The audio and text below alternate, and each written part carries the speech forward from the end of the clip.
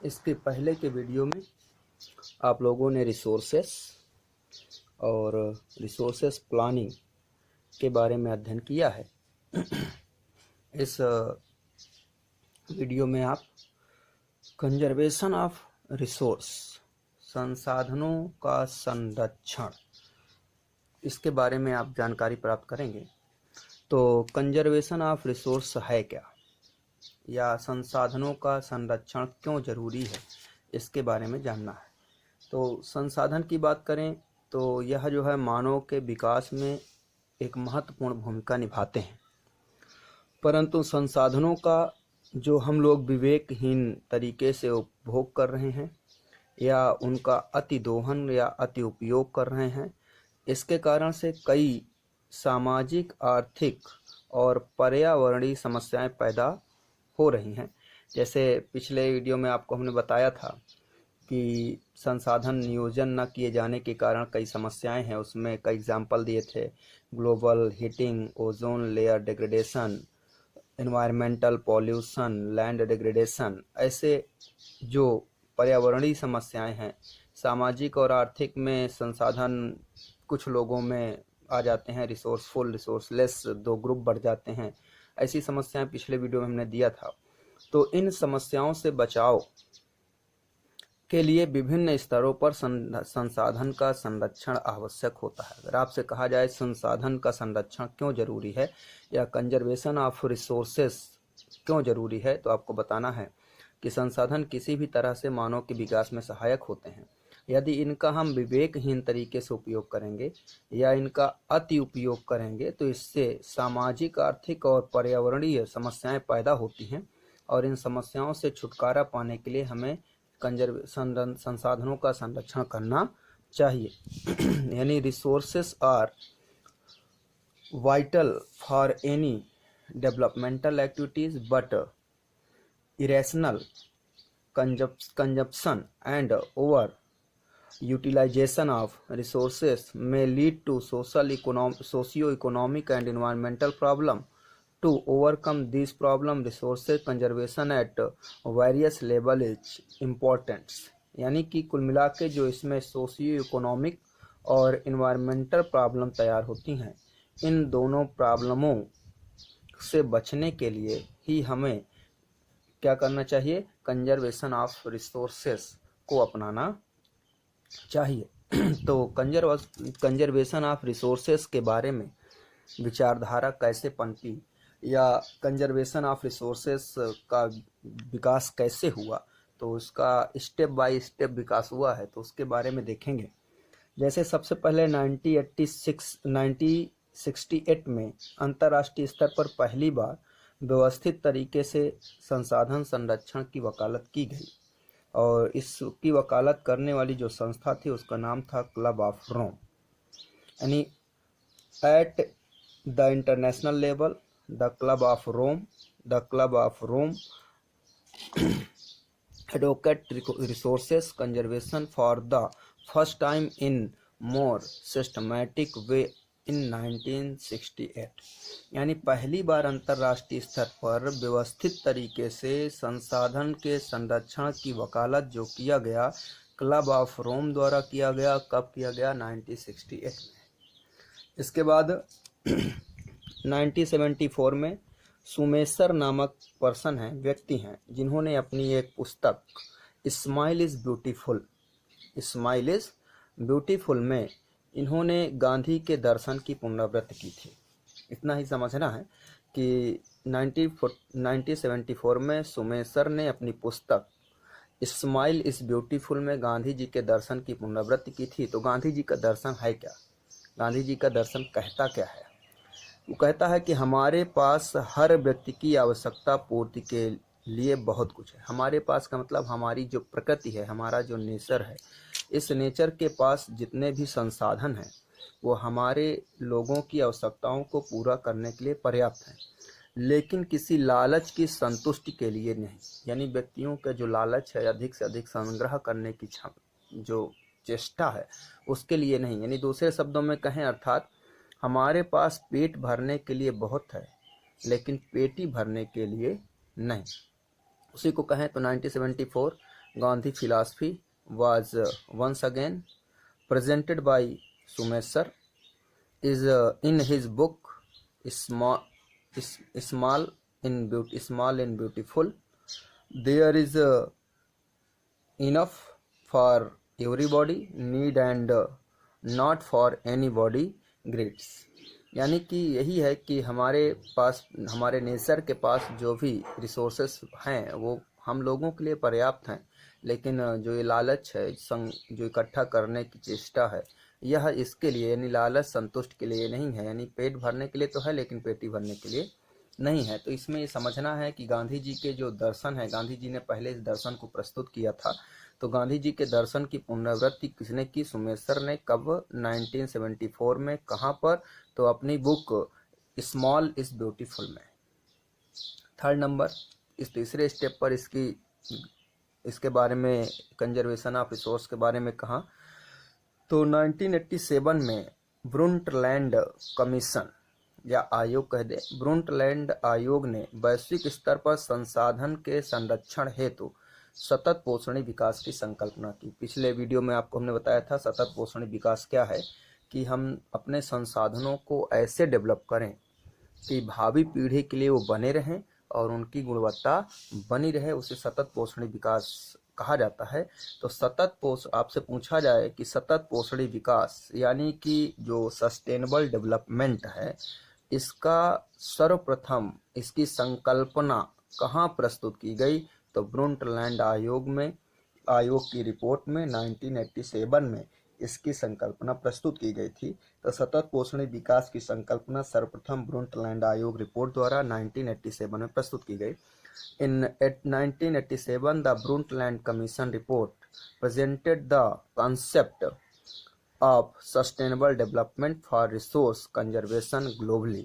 आपको इतना समझना है, कभी पूछा जाए सस्टेनेबल डेवलपमेंट की जो संकल्पना है या इसको सबसे पहले कहाँ प्रस्तुत हुआ? ब्रुंटलैंड कमीशन रिपोर्ट के द्वारा इसे प्रस्तुत किया गया था। चौथा जो है, इसी रिपोर्ट में ब्रुंटलैंड जो कमीशन है या ब्रुंटलैंड कमीशन की जो रिपोर्ट है, उसी में हमारा साझा भविष्य यानी आवर कॉमन फ्यूचर शीर्षक से एक पुस्तक भी प्रकाशित की गई थी। तो this report later published as a book title our common future, यानी आवर कॉमन फ्यूचर शीर्षक से एक बुक जो है पब्लिश्ड की गई थी। इसी रिपोर्ट में या ब्रुंटलैंड रिपोर्ट के द्वारा ही इसे प्रस्तुत किया गया था। तो ये है कि कैसे इस संरक्षण यानी कि जो कंजर्वेशन ऑफ रिसोर्स है, इसके बारे में कैसे विचारधारा विकसित हुई या डेवलप्ड हुई, तो इसके बारे में एक इसका स्टेप था।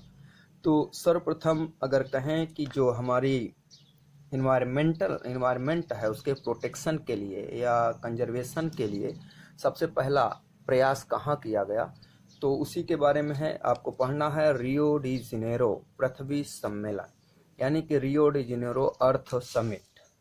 रियो डी जेनेरो अर्थ समिट 1992 ईस्वी में रियो डी जेनेरो पृथ्वी सम्मेलन, इसे फर्स्ट अर्थ समिट या पहला पृथ्वी सम्मेलन भी कहा जाता है।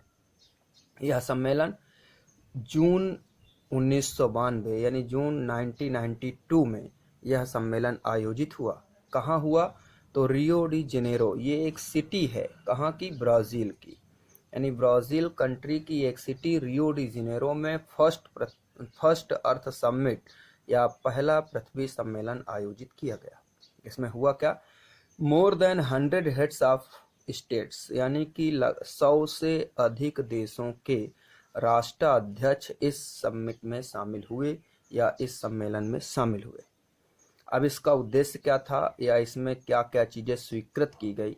तो पहला नंबर पर्यावरण संरक्षण, ठीक है ना, इन्वायरमेंटल कंजर्वेशन।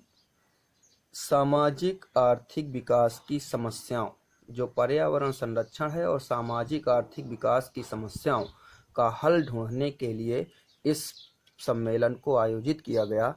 या जो फर्स्ट अर्थ समिट है इसको या पहला पृथ्वी सम्मेलन है, इसे इसलिए प्रारंभ किया गया कि पर्यावरण संरक्षण सामाजिक आर्थिक विकास की समस्याओं का हल ढूंढा जा सके, यानी the first solution of problem of environmental protection and socio economic development. Second number, इसमें भूमंडलीय जलवायु परिवर्तन और जैविक विविधता के घोषणा पत्र पर हस्ताक्षर किया गया, यानी जो भूमंडलीय जलवायु परिवर्तन हो रहे हैं और जो जैविक विविधता चेंज हो रही है उसके लिए एक घोषणा पत्र पर हस्ताक्षर किया गया। यानी इसकी अगर बात करें तो declaration of global climate change and biological diversities was signed in it, यानी कि जो हमारा ग्लोबल क्लाइमेट चेंजिंग है और जो बायोलॉजिकल डाइवर्सिटीज है इसके लिए एक घोषणा पत्र साइन किया गया, हस्ताक्षर किया गया। थर्ड नंबर, इसमें भूमंडलीय वन सिद्धांतों पर सहमत जताई गई, यानी it agreed on global forest principles, global forest principle, it agreed, यानी कि इसमें ग्लोबल फॉरेस्ट प्रिंसिपल पर सहमत जताई गई या एग्रीड किया गया या स्वीकृत जताई गई। चौथा, 21 या 21वीं शताब्दी में सतत पोषणीय विकास के लिए एजेंडा 21 को स्वीकृत प्रदान की गई, यानी कि adopted agenda 21 for achieving sustainable development in the 21 century. अब मतलब कभी भी पूछा जाए कि एजेंडा 21 की स्वीकृति कहाँ दी गई तो सीधे से आपको बताना है एजेंडा 21 की स्वीकृति फर्स्ट अर्थ समिट या पहले पृथ्वी सम्मेलन में इसे स्वीकृत प्रदान की गई। तो एजेंडा 21 है क्या, इसे क्यों लाया गया या एजेंडा 21 क्यों प्रस्तुत किया गया? तो एजेंडा 21 का जो उद्देश्य है वही देखेंगे। इसका उद्देश्य है सतत पोषणीय विकास हासिल करना, यानी सीधे से है aim at achieving global sustainable development. Agenda 21 का जो पहला उद्देश्य है यानी फर्स्ट उद्देश्य है वो है सतत पोषणीय विकास को हासिल करना। दूसरा, इसका उद्देश्य समान हितों, पारस्परिक आवश्यकताओं एवं सम्मिलित जिम्मेदारियों के अनुसार विश्व सहयोग द्वारा जो पर्यावरण क्षति है, गरीबी है और जो रोग हैं इनसे निपटना है। It is an agenda of combat environmental damage, poverty, disease throughout global cooperation and interested mutual needs and share responsible, यानी जो इसमें जो एजेंडा 21 है इसका उद्देश्य है पर्यावरण क्षति यानी कि जो इसमें डैमेज है, गरीबी यानी पॉवर्टी और डिसीज यानी रोगों से निपटना है।